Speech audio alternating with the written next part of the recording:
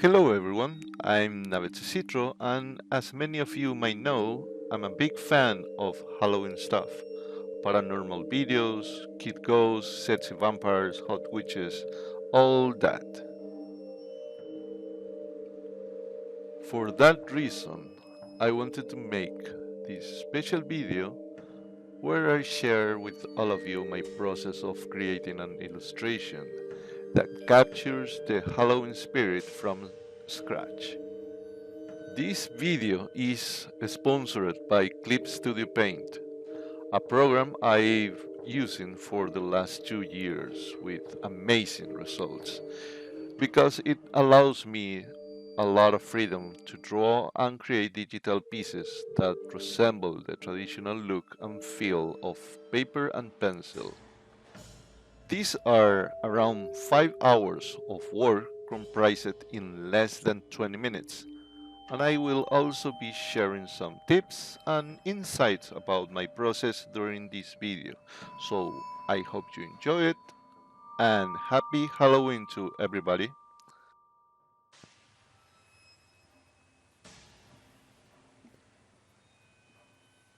Basically, or usually, the first thing that I do with an illustration is uh, trying to have a very clear idea of what I want to achieve with it. In this case was to have a witch reading a book, and a few of the elements that I had in mind at the start was of course the witch, but I didn't have a clear image in my head.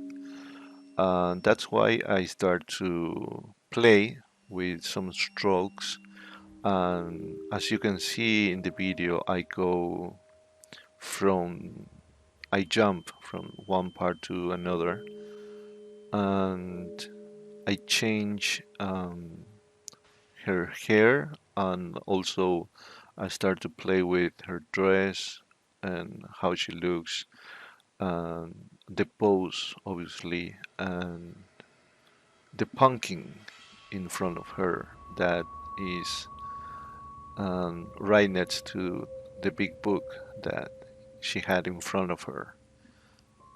Um, Usually, I will start to I'm trying to focus on the face because for me it's the most important part of usually in my illustrations, and trying to define a little bit more some of the most important parts. As you guys can see, is the face, of course, and then I start to little by little refine some of the details, and everything is for me at least is about the contrast that I can create in the illustration.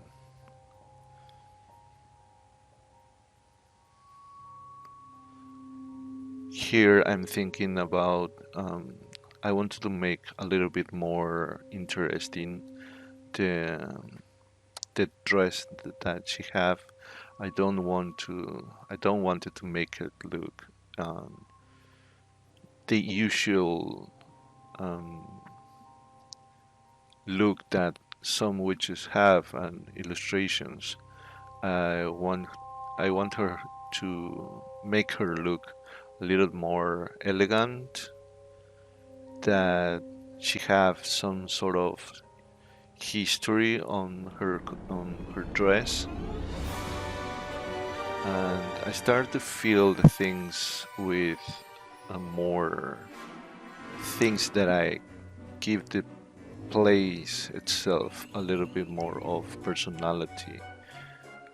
Um, you guys can see that I jump, like I said before, from one part to another, and thinking on where I can put some more details to make the illustration to look more interesting. And some of the things that I like to do with my characters is to add things that make them look that they are doing things. In this case, she had another book in her hand, and I still playing with ideas, and I leave the idea of the book for a moment. I go back and I start to draw in the chair where she at, and I'm not that happy with the results. So I started changing things, and I'm trying to keep it things to look traditional because that's the way that I like to work. Um, I'm not using reference for this illustration.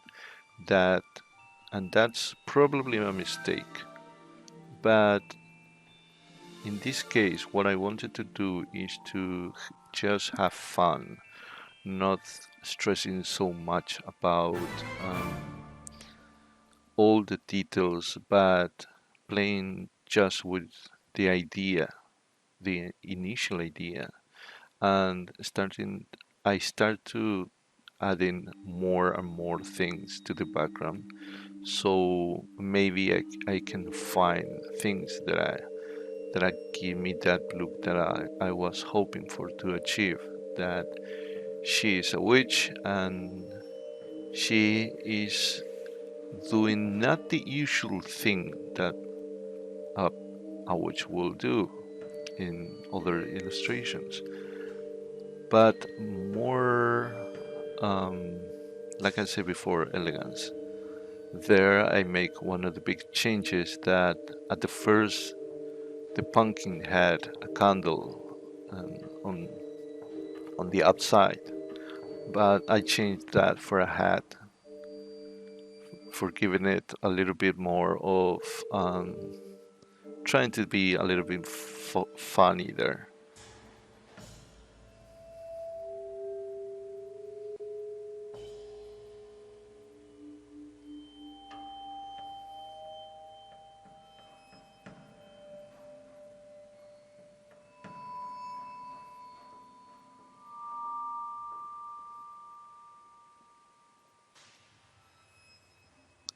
As you can see, um, I work I work a lot with lines. Also, um, I'm using one single pencil, one single brush um, for this work, and that's because I try to work as much as as I can, and I don't like usually to have to change much with between the brushes that I'm using, and that's because again I wanted to make it to feel have that traditional media feel on the illustration. And in that part, Clip Studio helped me a lot because with other programs, I remember that I was having a really hard time for trying to achieve that look and even handle the brush itself was really kind of painful sometimes. And since I started using the program, everything was much quicker and faster, and because it allows me to draw almost like if I was working on traditional, and that's something very special, important for me as an artist.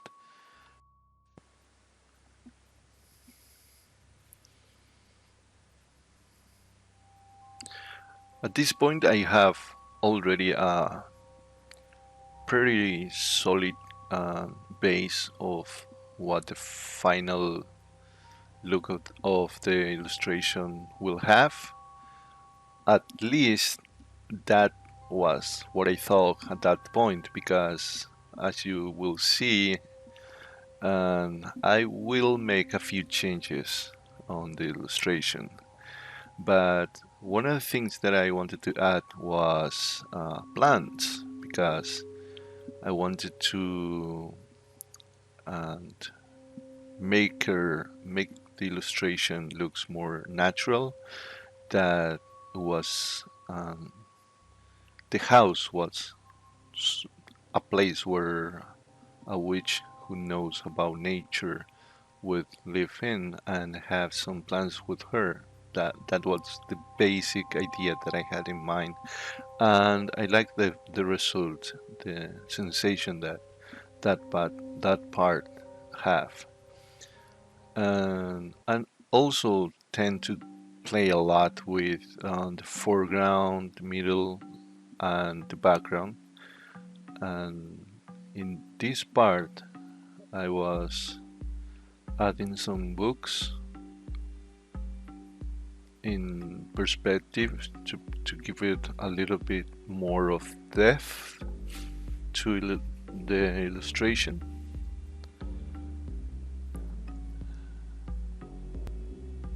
I'm playing with a little bit of shadows on her face.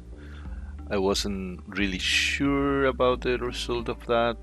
That's things that I have that on a separate layer, because I think that didn't work out the way I thought it would be. So here I am working a little bit more with um, you guys can see that I'm um, working more and more on details. Also, I'm starting to use the zoom a little bit more, which is something that I'm trying to not depend too much, because in the end, um, zoom can make you go through unnecessary details before time. Uh, at the beginning of the illustration, for me, I try to have in view the whole canvas, so I'm not focusing just in one eye and start to going in places that are not necessary, at least not at the moment. Um, Here I'm starting to making some big changes, because I wasn't fully sure about her showing a book, because it feels like it wasn't natural at the end. So I changed the pose of her hand and her whole arm, actually. And for that, I'm using the colored version of the layer, which gives them a blue tint, and that allows me to draw and make a few changes.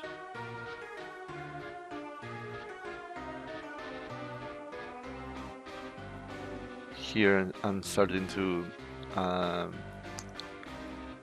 make the proper correction to the illustration.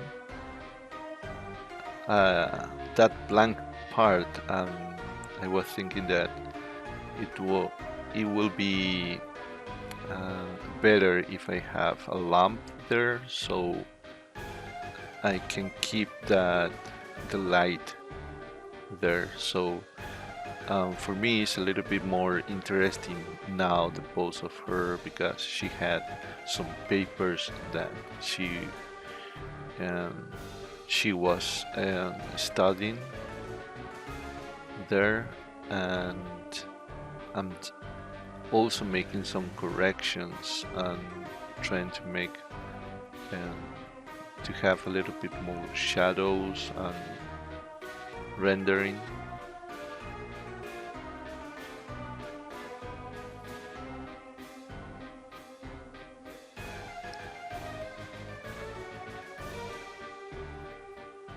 I started to make a little bit more playing with the details.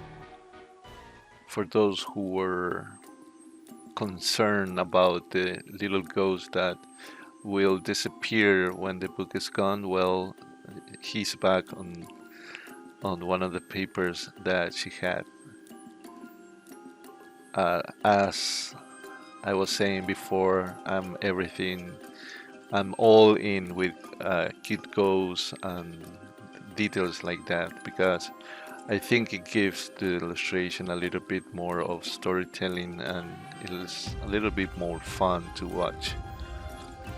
I want to people to start looking on details for even when my illustration is really loose. I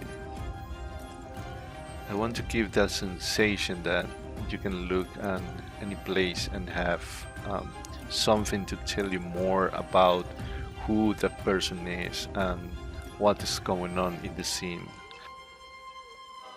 So this is the part where I look at the whole picture and realize that is a good point to stop. The illustration is finished and I don't have um, I I really like everything. Again, my style is very loose, but I think it works really well because I like the feel of traditional again. So here you can see the the zoom and 100% how the texture looks and how it looks as a whole. So if you like the video, guys, you can leave me a comment and tell me what kind of video will you guys want to see in the future. And again, big thanks to Clip Studio for make this video possible. Bye all.